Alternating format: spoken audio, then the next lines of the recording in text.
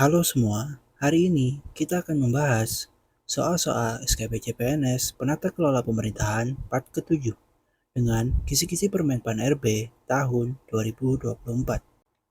Pada video sebelumnya, saya membagikan sebuah PR bagi teman-teman, yang mana soalnya adalah berdasarkan peraturan pemerintah nomor 17 tahun 2020 berkaitan dengan manajemen PNS dalam pasal 308 menyebutkan bahwa pemerintah wajib memberikan perlindungan kepada PNS berupa A. Perlindungan hukum, B. Jaminan kecelakaan kerja, C. Perlindungan dalam menjalankan agama, D. Jaminan dalam mendirikan lembaga masyarakat, dan E. Perlindungan dalam melaksanakan perintah. Dari kelima jawaban tersebut, manakah yang paling tepat? Mengenai opsi A, PNS memiliki payung hukum yang menjamin hak dan perlindungannya, antara lain Undang-Undang Nomor 5 Tahun 2014 yang menjamin hak PNS atas perlindungan dari ancaman dan tindakan yang melanggar hukum saat menjalankan tugas. Berikutnya, Peraturan Pemerintah Nomor 42 Tahun 2004 yang mana melindungi PNS dari perlakuan diskriminatif, ancaman, atau intimidasi selama bekerja sesuai aturan. Pada Undang-Undang Nomor 31 Tahun 2014, PNS yang melaporkan dugaan korupsi atau pelanggaran hukum di instansi mereka mendapatkan perlindungan sesuai dengan Undang-Undang Perlindungan Saksi dan Korban. Sehingga pada soal tadi yang membahas peraturan pemerintah nomor 17 tahun 2020 berkaitan dengan manajemen PNS dalam pasal 308 bukan berkaitan dengan perlindungan hukum, sehingga opsi A salah. Selanjutnya pada opsi C, ini berkaitan dengan Pancasila secara langsung. Pada opsi D, ini berkaitan dengan Undang-Undang Nomor 17 Tahun 2013 tentang Organisasi Kemasyarakatan. Dan E, bukan berkaitan dengan perlindungan kepada PNS terkait peraturan pemerintah tersebut.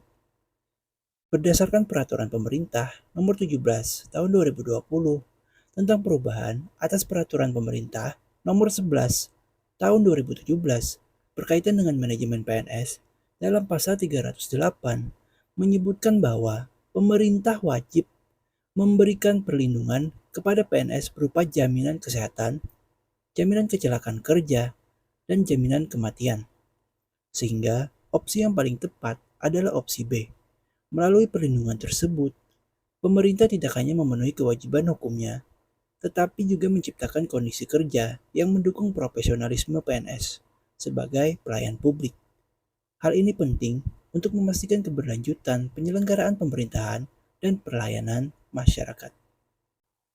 Soal berikutnya, pemerintah daerah memiliki urusan wajib dalam melaksanakan tugasnya, yakni urusan wajib dan pilihan. Yang termasuk urusan pilihan adalah A. Pendidikan, B. Perdagangan, C. Pekerjaan umum, D. Perumahan rakyat, dan E. Koperasi. Dari kelima jawaban tersebut, manakah yang paling tepat? Urusan pemerintahan wajib terdiri atas dua hal.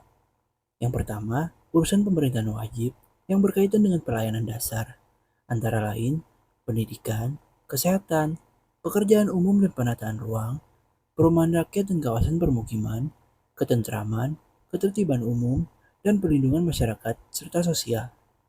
Yang kedua, urusan pemerintahan wajib yang tidak berkaitan dengan pelayanan dasar, antara lain tenaga kerja, pemberdayaan perempuan dan perlindungan anak, pangan, pertanahan, lingkungan hidup, administrasi kependudukan dan pencatatan sipil, pemberdayaan masyarakat dan desa, pengendalian penduduk dan keluarga berencana, perhubungan, komunikasi dan informatika, koperasi, usaha kecil dan menengah, maupun penanaman modal.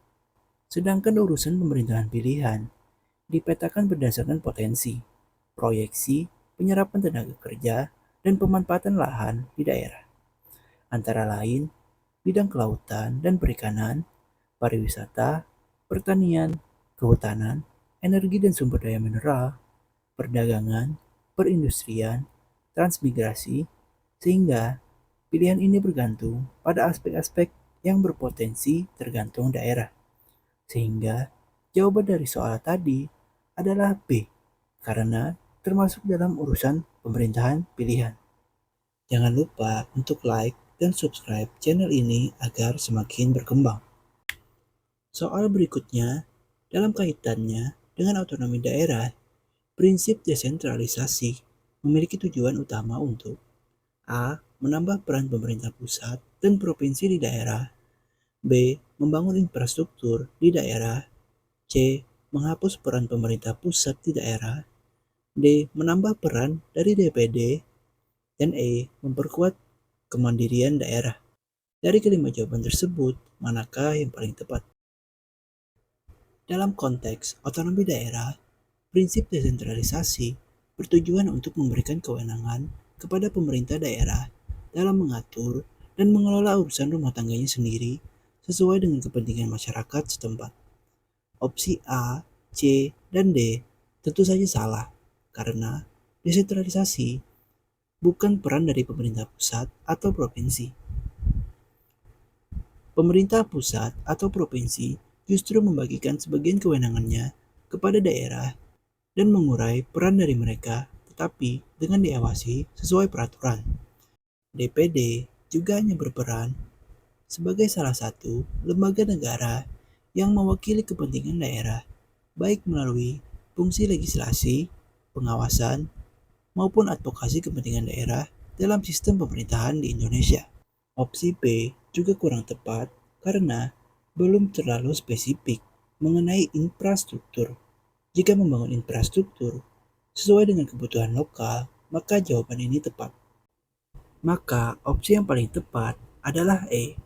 Secara keseluruhan, desentralisasi adalah cara untuk memperkuat kemandirian daerah dalam kerangka negara kesatuan dengan tetap mengacu pada prinsip-prinsip konstitusi dan kebijakan nasional sesuai dengan kebutuhan dan potensi di daerah. Soal berikutnya, Indonesia merupakan negara demokrasi dan unitaris. Maksud dari unitaris adalah A. Hanya ada satu pemerintahan yang memegang kendali tertinggi atas seluruh wilayah negara. B. Memastikan peradilan yang adil, independen, dan berintegritas. C. Memberikan kewenangan kepada daerah untuk menjalankan pemerintahan. D. Mekanisme pergantian kekuasaan. Dan E. Menjamin hak warga negara Indonesia. Dari kelima jawaban tersebut, manakah yang paling tepat? Asas unitaris adalah prinsip yang mendasari bentuk negara kesatuan, di mana kedaulatan dan kekuasaan negara bersumber pada pemerintah pusat. Dalam negara yang menganut asas ini, hanya ada satu pemerintahan yang memegang kendali tertinggi atas seluruh wilayah negara. Meskipun ada pembagian kewenangan kepada pemerintah daerah melalui desentralisasi yang merupakan turunan dari asas unitaris. Dalam asas unitaris, keseimbangan antara pusat dan daerah sangat penting agar kewenangan yang didistribusikan kepada daerah tetap harmonis dengan tujuan nasional dan kesatuan negara tetap terjaga. Sehingga opsi yang paling tepat adalah opsi A. Soal berikutnya merupakan tugas bagi teman-teman, yang mana soalnya adalah penerapan prinsip keadilan dalam Pancasila terlihat pada A. Pelaksanaan pemilihan umum yang teratur. B. Mengatur hubungan antara organisasi masyarakat dengan pemerintah. C. Peraturan yang adil mengenai masyarakat. D. Memberikan panduan peraturan kepada masyarakat untuk bersikap adil. Dan E. Tatanan masyarakat yang adil, harmonis, dan seimbang, baik dalam aspek ekonomi, sosial, maupun hukum. Berakhir sudah pembahasan soal di video kali ini. Kepada teman-teman yang sedang berjuang SKB CPNS, saya doakan semoga dilancarkan dalam setiap urusannya. Jangan lupa dukung channel ini dengan cara like, comment, share, dan subscribe agar channel ini semakin berkembang. Teman-teman juga bisa memberikan saweran melalui link di deskripsi yang mana uangnya akan saya berikan untuk meningkatkan kualitas audio pada konten-konten berikutnya. Sekian, terima kasih.